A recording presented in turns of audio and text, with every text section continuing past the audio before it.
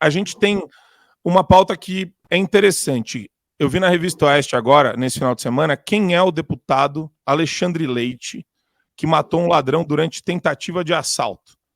E na matéria da Revista Oeste, eles falam que o parlamentar estava acompanhado da mulher quando foi surpreendido por dois criminosos. Aconteceu aqui na Zona Sul de São Paulo, neste sábado, dia 16, e ele é do União Brasil. Ele reagiu a uma tentativa de assalto, onde ele foi surpreendido por dois homens nessa moto que atiraram contra o carro em que ele estava. Ele disparou contra suspeitos, e resultando na morte de um e na fuga do outro. Ele tem 34 anos de idade, e ele é filho do Milton Leite, presidente da Câmara aqui de São Paulo, que está no 7º mandato consecutivo como vereador, e além disso, ele é irmão do Milton Leite, que é deputado estadual. Os três são do Partido União Brasil.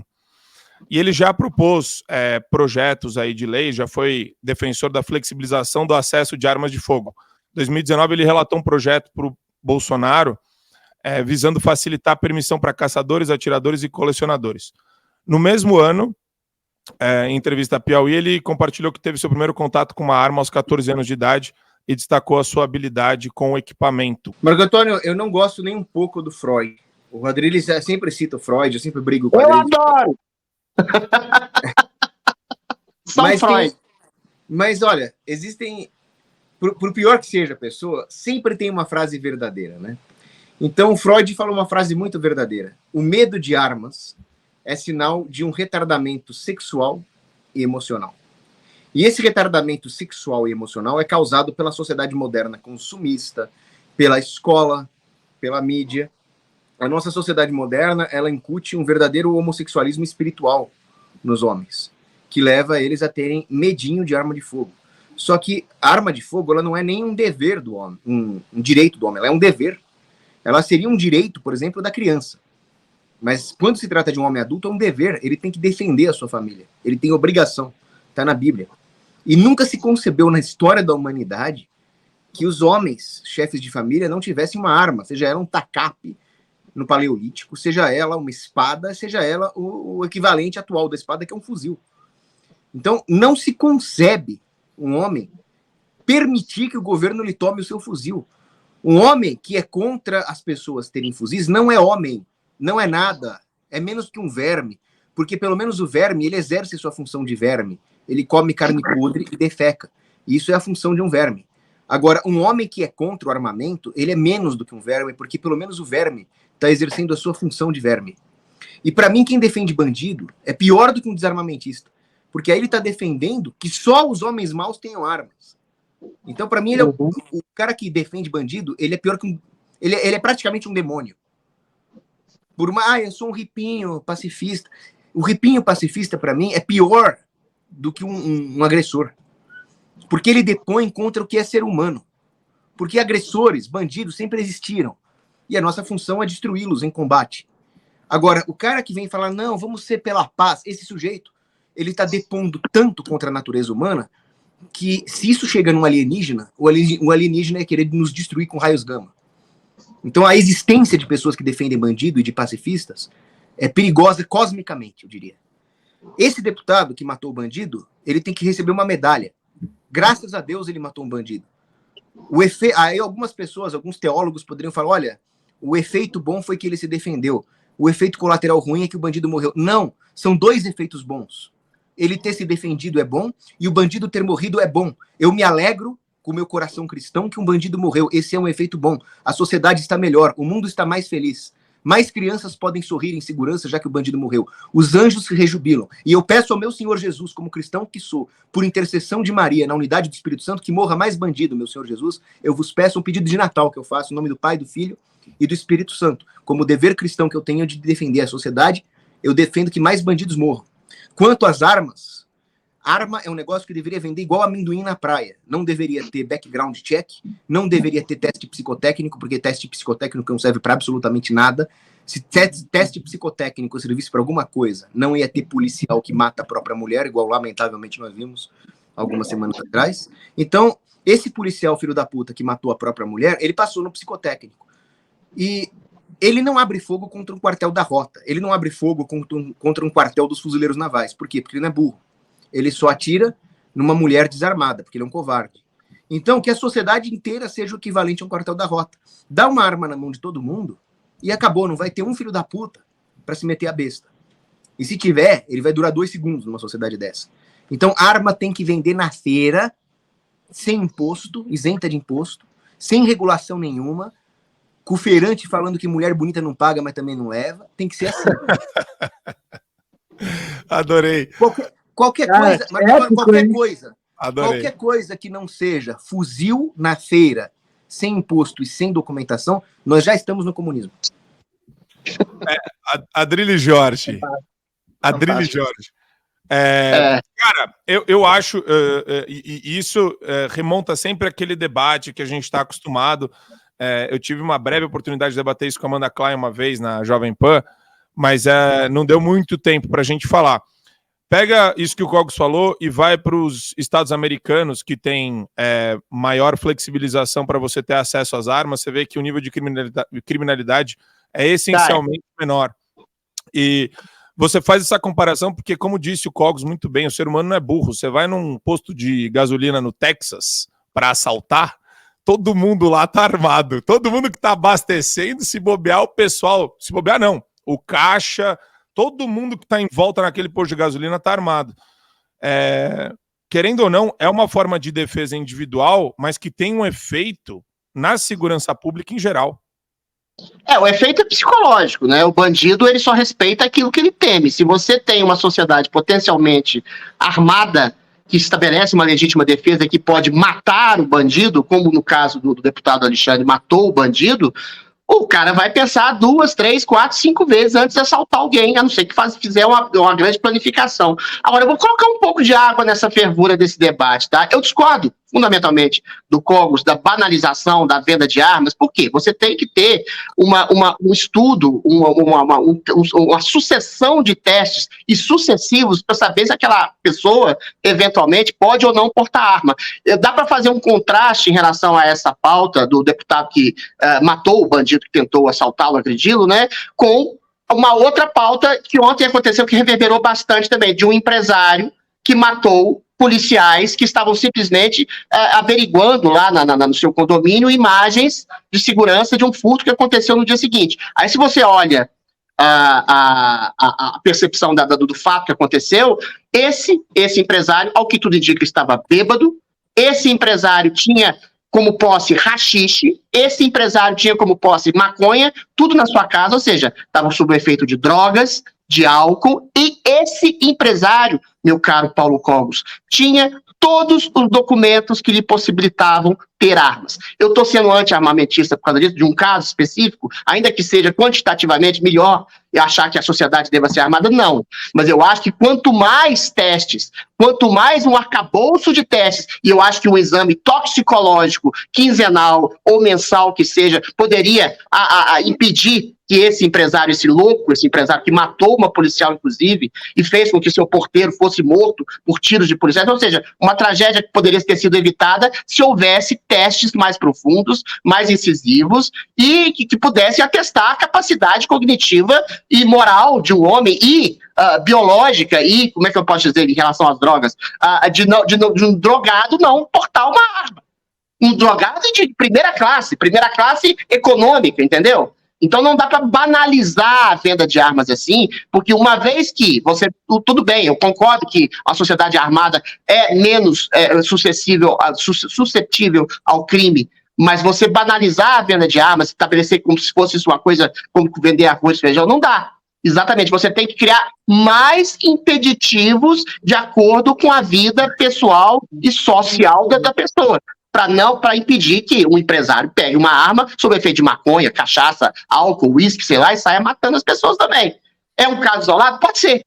Eu posso até admitir que seja um caso isolado, mas é um caso que não deveria ter acontecido.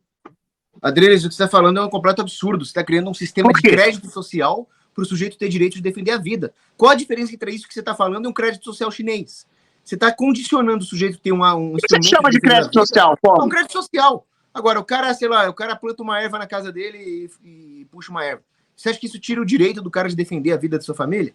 Eu tenho uma amiga que, lamentavelmente, é maconheira. Acho que uma pessoa que sob efeito de álcool permanente, ela cria uma irresponsabilidade. Isso é um caso emblemático. O cara estava sob efeito de maconha e álcool e estava completamente desconectado da realidade e saiu atirando as pessoas. Deixa eu fazer Não, aí você tá passando pano pro cara. É igual dirigir. Dirigir tá negando o arbítrio moral do você não pode estar autorizado. Você usar uma arma sob efeito de álcool é criminoso. O que eu posso fazer? Então você vai ter que ter um exame psicológico quinzenal e licença para tirar carro com a mesma dificuldade. Como é que você corrige o problema da potencialidade de um empresário que tem porte de arma não matar umas pessoas, então? O que você vai fazer? Isso é uma fatalidade? O empresário matou a mulher, matou as pessoas inocentes, não é porque ele estava alcoolizado ou drogado, ele matou porque ele é bandido, filho da puta, imoral. E a droga, o álcool, etc., não tinha responsabilidade moral. Vamos ouvir aqui, eu quero ouvir agora o Gustavo, ele queria fazer uma... Pessoal, eu quero ouvir aqui a provocação do... Ele tinha porte de arma, ele era um bandido com porte de arma de ser pelo Estado. Vamos ouvir a provocação aqui do Gustavo Souza. Eu acho, Adriles, me desculpe, mas tu prestou um excelente desserviço agora para a sociedade brasileira ao defender, tu fez a fala de um comunista agora, porque é exatamente assim que eles pensam, tu tá pegando a exceção e tratando como regra.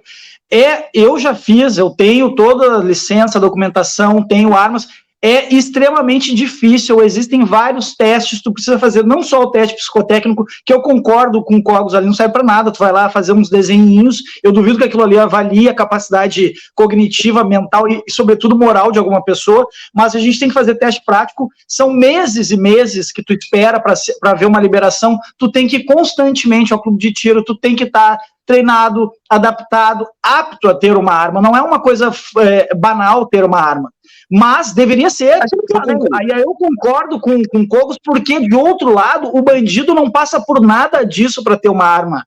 O bandido não precisa fazer teste psicológico, ele não precisa ter ficha limpa, ele não precisa ter endereço fixo, profissão, entendeu? Existem vários mecanismos de controle já exercendo, que são exercidos sobre o cidadão, para quem quer ter uma arma para defender a sua família. E essa questão de, então, tem que fazer de 15 em 15 dias, então de 15 em 15 dias a gente tem que ir no Detran, fazer teste e a gente pode continuar dirigindo. Olha o senso de desproporcionalidade que tu está colocando. Me desculpa, mas um delito de serviço. Vamos lá, porque não existem esses mecanismos de controle que tu sugere, já existem, e muito mais do que tu imagina. Não, eu só coloquei um detalhe a mais nesses mecanismos de controle. Os testes toxicológicos, quinzenal ou mensal, que seja. Eu não acho realmente que a pessoa não vai poder beber. Nunca mais por causa que ela tem um porte de arma. Mas eu acho que é desproporcional você dizer o teste de 15 em 15 dias no Detran para dirigir. Dirigir não é uma arma. Um carro não é uma arma. Pode até matar alguém, mas não é uma arma. Uma arma, você portar uma arma, você tem que ter mecanismo.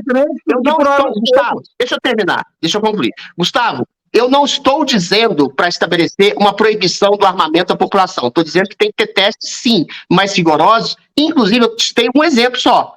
Toxicológico, de 15 em 15 dias, de mês em mês, para saber o nível de álcool ou de drogas. Aliás, drogas são proibidas. Se houver índice de drogas no seu sangue, eu acho que você tem que perder seu porte de arma, sim, meu querido. Então, assim, só teste a mais que eu tô querendo dizer. Não tô dizendo para limitar totalmente a possibilidade da população se armar. Eu tô falando assim, é claro que exceções vai sempre haver. Vai sempre haver um cara que tem um surto psicótico, vai sempre haver um cara que bebeu demais no dia, mas você estabelecer mais testes toxicológicos nas pessoas que possam ter porte de arma, eu acho que é um ganho, sim. Não estou dizendo para limitar potencialmente ao absurdo a possibilidade de alguém ter arma. Agora, que há exceções, e essas exceções poderiam ser coibidas se esse sujeito não tivesse drogado, bêbado nesse dia, se não usasse uso constante, permanente, de haxixe. Haxixe não é só maconha, não. É uma droga muito poderosa. E o cara tinha haxixe na sua casa. Se houvesse um teste toxicológico nele, provavelmente ele perderia a licença já.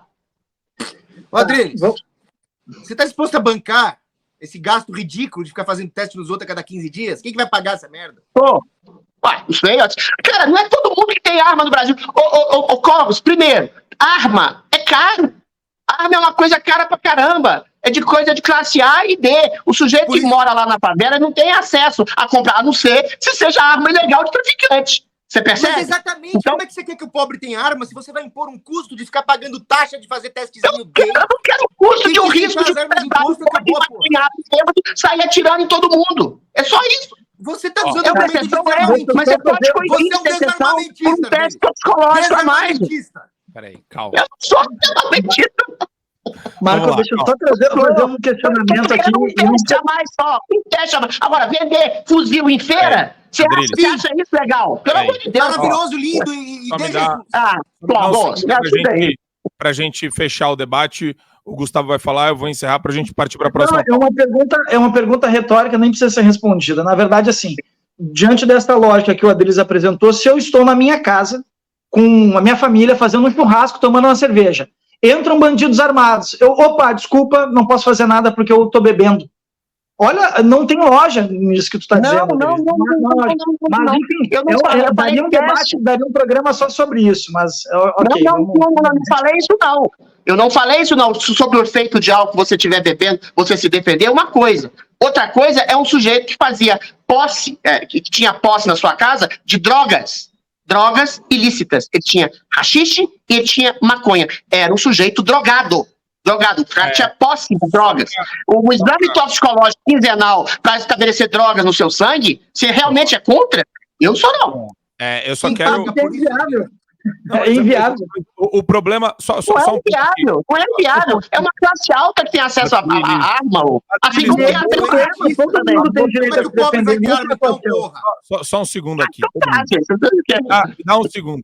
O que eu não consigo entender é o seguinte, Adriles, exame toxicológico, eu acho que você não acho que o Adriles não compreende a extensão da situação e ele está querendo colocar aqui um ingrediente que não tem nada a ver com arma. Policial, como não tem nada a ver com arma, Marco Antônio? O exame toxicológico, ele serve a um propósito quando você está num carro, porque o carro vira uma arma letal nas mãos de um bêbado. Né? Eu já expliquei. Você mata pessoas... Eu já expliquei isso. O exame toxicológico, a forma que eu coloquei, já foi explicado isso. Realmente, você está no carro, você está bêbado, você está sob efeito de drogas, é diferente de você ter uma arma dentro da sua casa. Deixa eu só explicar. É diferente de você ter uma arma dentro da sua casa. Concordo com você. Por isso que eu falei, o exame toxicológico, que seja mensal, quinzenal, bimensal, que vai apurar se você tem substâncias ilícitas no seu sangue. Qual é o problema de ter isso? Isso daí que você está falando é loucura, pura e simplesmente loucura. Mas tudo bem. Vamos lá. Vamos deixar a loucura de lado. Eu não vou nem rebater esse argumento. É loucura. Você não vai rebater, você pode rebater. Qual que é o rebatimento? Você não pode ter. Rachixe é proibida no Brasil. Se você encontrar rachixe no sangue de um sujeito que tem uma pote de arma, ele pega pote de arma. Qual que é o argumento contra o argumento? Não existe aparato burocrático para ficar fazendo exame toxicológico mensal nas pessoas. Pelo amor de Deus. É ínfima a quantidade de pessoas que têm arma no Brasil. É ínfima. É classe A. Arma é caro, meu filho. Não é 200 milhões de testes, não. Parou. É um absurdo. É um absurdo. Isso que você falou. Não é o dinheiro que você faz com psicotécnico seria menos grana que você faz no exame toxicológico a cada um ou dois meses. Só isso. Eu quero mais gente com arma e eu não quero essa burocracia ridícula aí que vai gerar mais corrupção. Não é ridículo. Eu não acho que deva ser. Eu sou a favor do armamento. Eu sou a favor da possibilidade do pós de arma. Mas a liberação para vender em feira fuzil, aí não. Achei irresponsável. Sinto muito.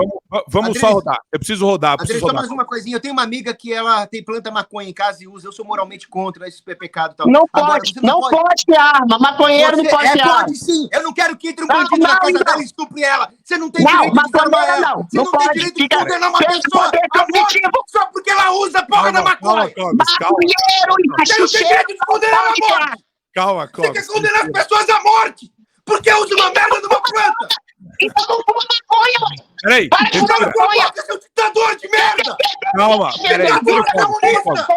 Tira o copo. Para de drogar. Você é a favor do consumo de droga? Tirem o Cogos. Ô, Bruno, tira o Cogos aí. Gente do céu, o que é isso? Calma. Para você ter acesso ao conteúdo integral do Fio Diário, é fundamental que você assine agora a plataforma e aproveite as condições que a gente tem promocionais para você ter todos os acessos aos programas. Adriles sobre tudo, Marco Antônio em Direita, Além do Ponto G, entrevistas com personalidades nacionais e internacionais, óbvio, Show da Manhã e várias outras atrações do Fio Diário.